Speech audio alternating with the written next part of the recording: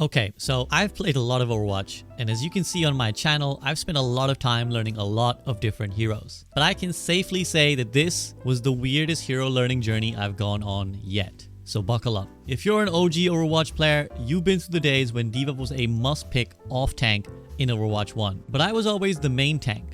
So I was never the D.Va player, and now since the launch of Overwatch 2, there's just never felt like a specific time where D.Va was the hero I had to be playing, and I've never learned how to play her. So I decided to spend 7 days learning D.Va to see what this hero was all about and whether she actually fits the model for Overwatch 2's solo tanking system. And along the way, I got coaching from a former pro D.Va player and one of the most popular D.Va streamers in the world.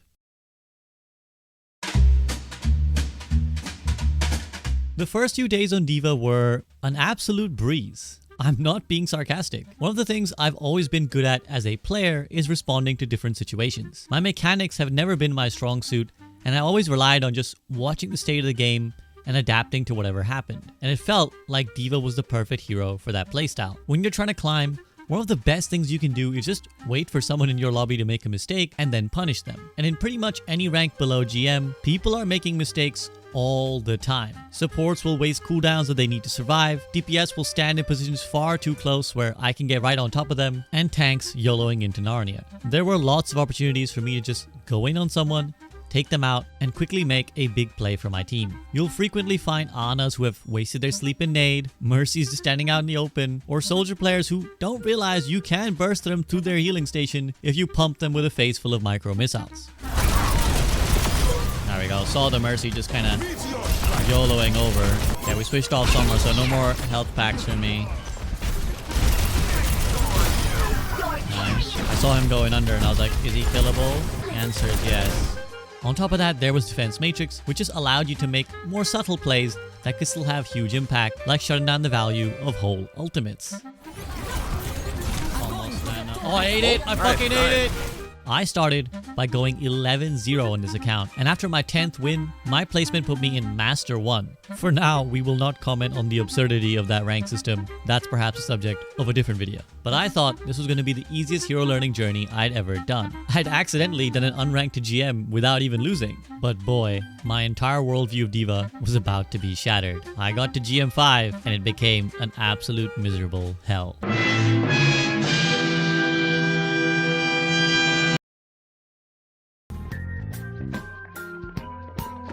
So far, my D.Va journey had been pretty comfortable, and most opponents I had faced didn't know how to deal with me. They would try to counterpick, but they weren't really effective or picking the right heroes. But the minute I got to GM5, I entered a world of problems where opponents just picked their way into making my hero useless. Of course, there was the Zarya counterpicks, but you can play around those, especially on certain maps. If there's good high ground for you to use or an off angle you can take, you can just kind of avoid the Zarya and fly around her. But if you have to avoid the entire enemy team, well, then you're not really playing the game anymore, are you? Mei picks not only made my defense matrix useless, but also slowed down my flight and escapes.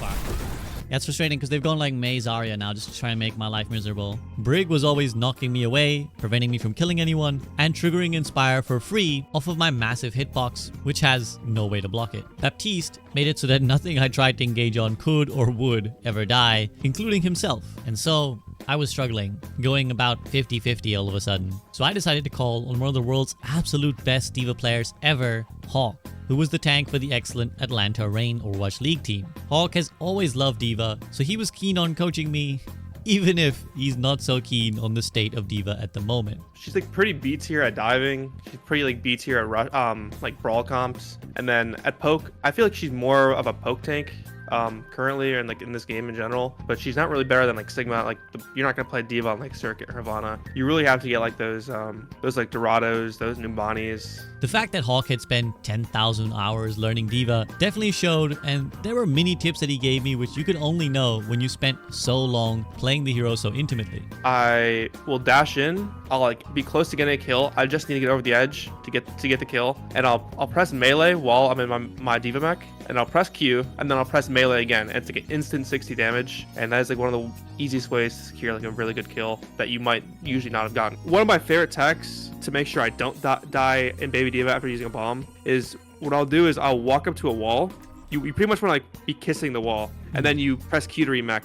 So what happens when you do that is your hitbox will like shift backwards so that the enemy cannot get easy so line up in your like baby D.Va. this, like you're backing into a wall. Or you can just look at it, like pretty much like Okay, look at a just- wall while you're in baby D.Va, press Q to remech, and your body will bounce off the wall as you're remeching, so it's harder to kill you. Premium Nano just feels like more impactful than grab that. Should I go for this Widow again? I feel Yeah, like... yeah. I don't think she's bubbles. Oh, you think about it now, like you might be dead. Right, into the wall, into the wall. Yes, bounced. Wow, actually, that actually might have saved your life there. I'm not sure, but it looked like it did Maybe. something. Hawk watched me, like a hawk one might say, and gave me some live insights into how he'd be playing D.Va. And I definitely learned some great big picture concepts. She kind of has like the same issues like as Malga, but like not like she really does require a lot of resources to be like kept up and maintenance. If you focus on building that support as fast as possible, that will like just help you win the fight. You kind of feel like the mid fight and the neutrals are lost, so you're trying to play to build your ult charge faster for your supports, and then go off of that. Is that correct? Yeah. But while his advice was great, I could also sense that Hawk had the same frustrations that I did. There were just certain maps and matchups where playing D.Va was basically a loss. Maps like King's Row, which are linear and have no great off angles or high grounds for you to play from, means that you're almost always going to lose against a direct in-your-face tank like Zarya or Doomfist, who just bully you and then the rest of your team. Add to that the BAP Brig support lines, the Mei Sojourn DPS lines. There were just so many occasions where you just felt powerless. I can't even go for the mega, I don't think, because Yeah. Dark's just gonna go. This is just a really hard map. Yeah, No it's matter like- what you do, it's gonna be like you're against the clock on defense if they go Zarya Brig. Even if you play perfectly, it's most of the time not enough for someone walking to the objective shooting you. I hope Are you I sticking around? taught you something. I hope I said anything useful that you. No, it was, I mean, I sense your depression, obviously, for the state of D.Va. Yeah, I mean, I wish this hero was good. Like, I spent like 6 years playing this hero, like almost all my time, and I guess I just wasted my time playing this hero instead of Winston. She's not bad because like she's a bad hero. She's just bad because everything else is better. All right, I'll see you. All right, peace out, man. Thanks for your time. So after Hawk's coaching ended, I left feeling wiser on how I should be playing D.Va, but not feeling much better about actually playing her. The experience of D.Va became quite miserable. If the stars aligned and the map pick was right and your team picked supports that weren't Mercy, Moira, Lifeweaver, and the enemy team didn't counterpick you, you could absolutely do lots of work. But the highest elo, everyone was just constantly trying to counterpick you, and they knew the right things to do, meaning the dominant experience of playing D.Va for me was just watching yourself slowly lose to things that get more value than you. But then came a surprise intervention to show me that just maybe there was another way around this problem. When I started this hero learning journey, I asked my community who they think would be a good D.Va coach to learn from. In terms of the absolute best D.Va players, there wouldn't be many better candidates than Hawk. But from a streaming perspective, a lot of people mentioned Emol, who is one of the most popular and nicest or what streamers around, and a phenomenal D.Va player himself. I figured he wouldn't be interested in coaching a scrub like me, but some of my community members were in his Twitch chat and happened to mention that I was doing this D.Va challenge, and the next day, I got a DM from Emong saying he'd be down to coach my D.Va, and I'm so glad that he did. Not only was Emong a really kind and patient coach, but he was also incredibly insightful and good at explaining the concepts behind D.Va. Where Hawk was able to speak on the experiences of trying to optimize D.Va and play her properly, Emong has the expertise and perspective of a ladder player who's used to the world of chaos, where nothing ever goes how it should. And he had some great tips for how to navigate the mess of ranked. The first great tip he gave me was that if the map in hero situations makes it impossible for you to actually tank in the front, then just don't. Instead, become a tracer on the off angle, just annoying enemies from the side and looking for eliminations. A lot of what you're going to have to do, especially when you get maps like King's Row, is you need to start, you're not a tank anymore, play like Tracer. Okay. And that's how you'll do that, because if you try any other way, if you try to face tank, it won't work. So you have to become almost a Tracer. So now you're in close quarters, right? So this is where you're going to play more of that flank style, because that Doom will just farm you. So you want to play more of like the, not the flank style, but like the angle, like a side Yeah, angle. off angle guy. Okay, Yes, gotcha. exactly. Kind of like Sigma. This is fine because you're not in front of their face, right? You're getting value from your DM, right? See? There you go. Doom's low. I forgot who you're on here. Just a second. Oh, you mean like Team Com? No, just keep thinking. There you go. Perfect. Good job. I like your idea there, going for the peel. See if the ball's gonna try and touch. You can disrupt Wrecking Ball a bit. Don't over-chase, but definitely do it like that right there is good. But like, don't over-chase. Like, they're gone. Good follow-up. See that they're low. Likely would be your next target. There you go. And then the ball that you didn't chase, look what happens. You're good to go.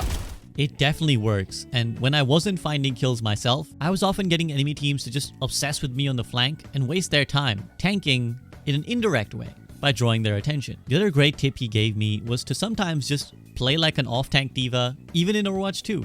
5v5 has eliminated the direct main tank for D.Va to play off of, and she definitely hurts for it, but you could always improvise and make yourself a new tank in your Overwatch 2 game. Remember LOS here too, like the angle you can be at. Okay, well, I'm already back here, so... Oh, all right! Perfect, good job. Yep, meant to do that. Oh, yeah, all calculated. Your Zen's the tank now.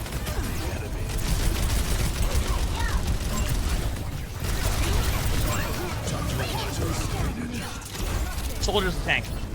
And then Zen. Here. Yep. Don't have to overpush it. If you see an ult, this is where you can ult if you want to. This will force out cleanse, and they have to go to the point. They're gonna be all over the place. Perfect. Means your teammates can go in. Should be good. Keep up the habit of pinging, even though you're gonna win it, and then you're gonna go. Perfect. So see, you can create good opportunities on D.Va. It just like.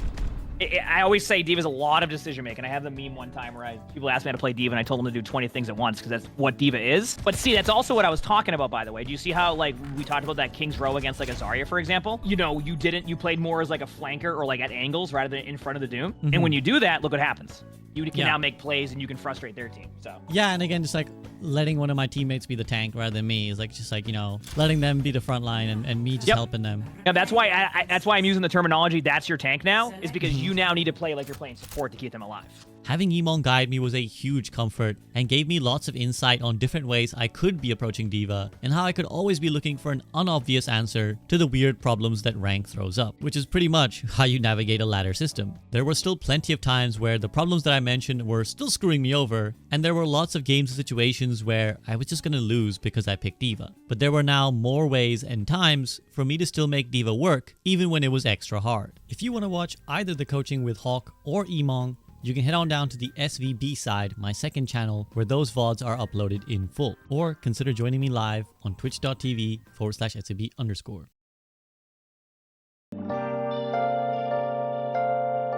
So, at the end of my 7-day journey, I found myself still feeling a little bit weird about D.Va. In many ways, she's quite a boring tank. There were lots of times when you just have to sit there and do nothing, and as Hawk pointed out, her design feels outdated. Unlike a Sigma or even Winston, she can't both damage and protect. You have to pick one of the two. If you're protecting with your defense matrix, you can't shoot. And if you try to engage aggressively on someone and want to throw some defense matrix in there, you're not doing damage anymore and you're risking that one of their supports is going to come peel for them. And while philosophically that design is great and I agree with it, in the power creep world of Overwatch 2, it just feels bad because you're just worse than some of the other heroes. And then there's the ever-present tank problem that we've faced before in this series, which is that you just cannot one-trick them. Counterpicking is super obnoxious and super easy to do. It doesn't matter sometimes how good you're playing or how much you're dominating the lobby. If they want to pick you out the game, it's fairly easy to do. On par, she isn't the strongest tank out there, and it really does feel like she just needs a redesign. But somewhere in there, there's still that concept of the Overwatch 1 D.Va, and it's beautiful. A hero whose power and charm is in just how flexible she is and who can adapt to any given situation is a great goal for us to aim for. It's what made her so skillful and so valuable in Overwatch 1 when someone was good at her. But right now, she's just best as a specific pick when the stars align and when she's allowed to be good. And do not pick her on King's Row. God, I never thought I'd be disliking that map, but this hero learning journey definitely made me. So that's it for this hero learning journey, but who would you like to see me learn next? Do tell me in the comment section below, and all you D.Va players out there, how do you feel about this hero in Overwatch 2? I'd like to give a big shout out to my patrons who do the awesome job supporting me, and you too can become one via the link in the video description. Or come watch me live on Twitch, where you can subscribe as well and help me get towards the Partner Plus goal, which I'm currently striving towards. Your support in any way is massively appreciated and makes a world of difference. But that's it from me. I'll be back before you know it with another video. See you guys soon.